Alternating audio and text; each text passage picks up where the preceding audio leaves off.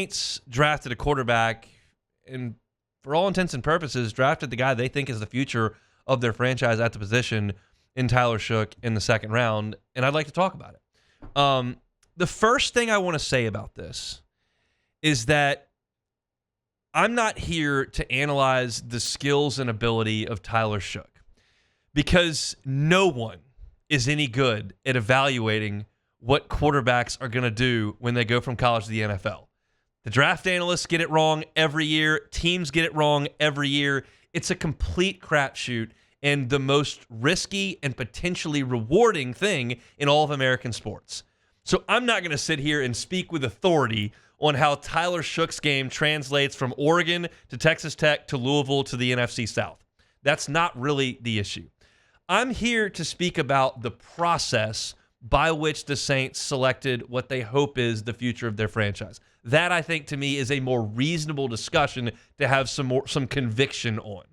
So let's talk about what the Saints did here.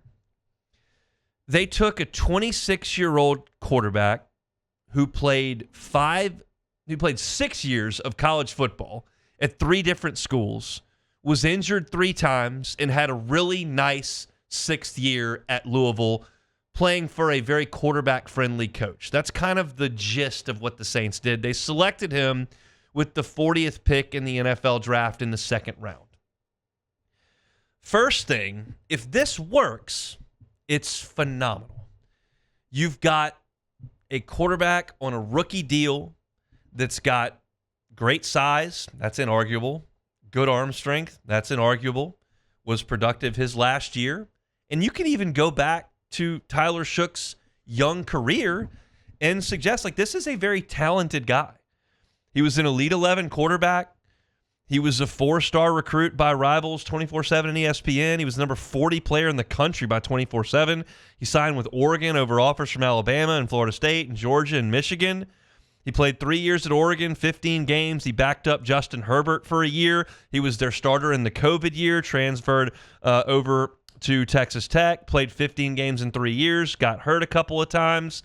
Then he goes to Louisville and has a really nice season, 63% completion, threw for over 3,000 yards, about 265 yards a game, 23 touchdowns, 6 picks. Thought that was really good. I looked at most specifically his 3 games at Notre Dame, at Clemson, and against Miami. Notre Dame's got a great defense last year. He threw for 264 yards, 3 touchdowns and a pick. Really nice go in South Bend. Went to Clemson. That's a really tough place to play. Completed about 50% of his throws, 150 yards, no touchdowns, no picks. So that's kind of an uneven performance. Then Miami's defense was atrocious this year. But that's a shootout. You're going to get in with Cam Ward. He completed 31 of 51 for 342, 4 touchdowns, and no interceptions against a bad Miami defense that's got its coordinator fired. So the prospect to me looks fine. He looks like a fine prospect. He's got size. He's got talent. He played a lot, even though he got hurt a lot. The injuries don't bother me because they were bone injuries and not soft tissue stuff. You're not talking about a labrum or a UCL or a couple of ACLs or anything like that. And I certainly do not care at all about the fact that he's 26 as far as that being a negative. In the Major League Baseball draft, sure, that's a negative.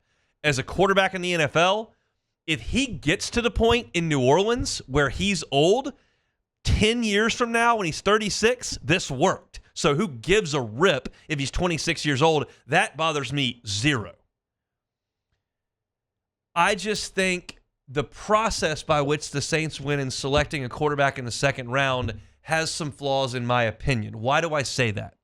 Because the vast majority of the quarterbacks who are successful in the NFL are very early draft picks.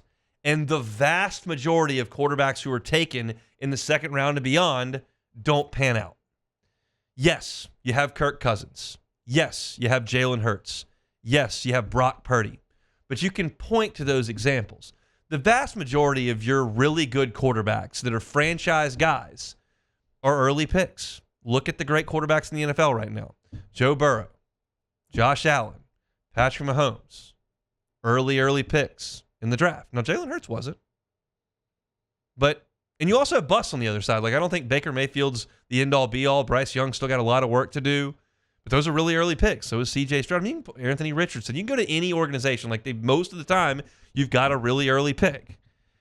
And so, statistically speaking, this probably won't work. But if it does, you've got a lottery ticket that pays huge. And so, for better or for worse, like Kellen Moore has hitched his wagon to Tyler Shough and basically Spencer Rattler. And if it doesn't work, he's probably not here.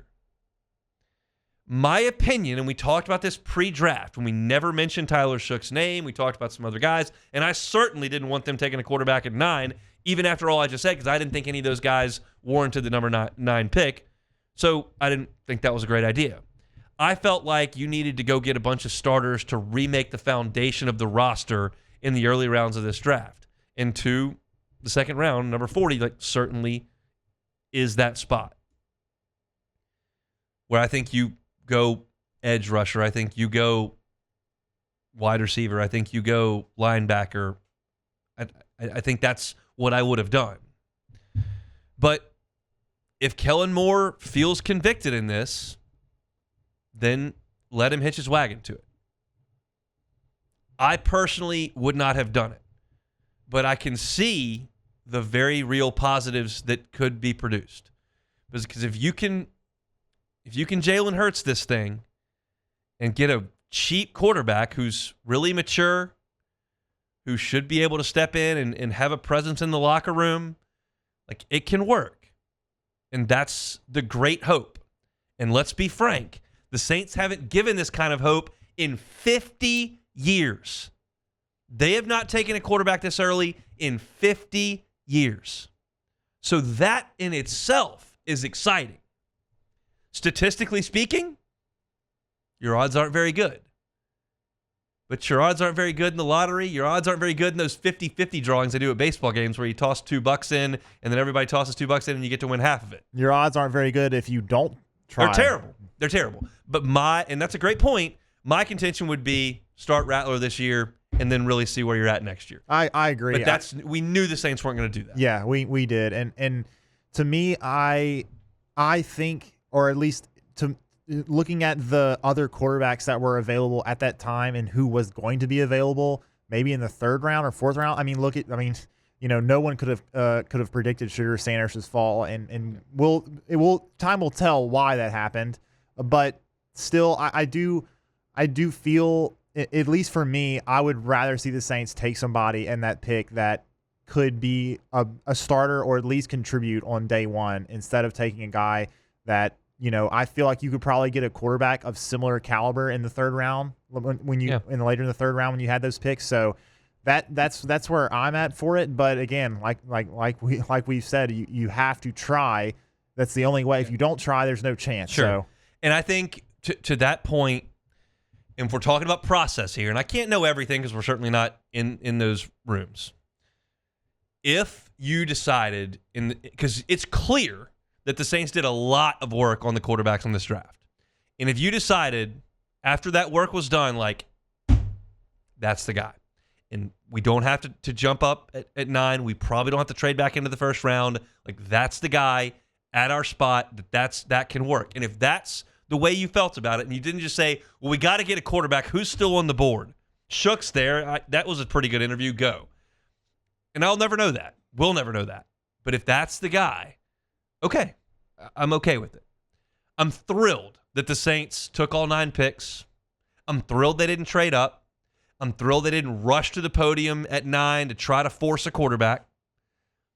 And I'm okay with the fact that they took Shough. I wouldn't have done it. Statistically speaking, your odds aren't great, but they are better than if you hadn't taken a quarterback at all and trying to find your quarterback. So it's a tepid take by me. I'm aware of that. I think that's representative of how I feel about the situation. I'm hopeful, as all Saints fans should be, that you have hit that Jalen Hurts jackpot, that you do have a coach who actually just coached Jalen Hurts, who knows how to work with inexperienced, I can't really say young with Shough, inexperienced quarterbacks, and get the best out of them.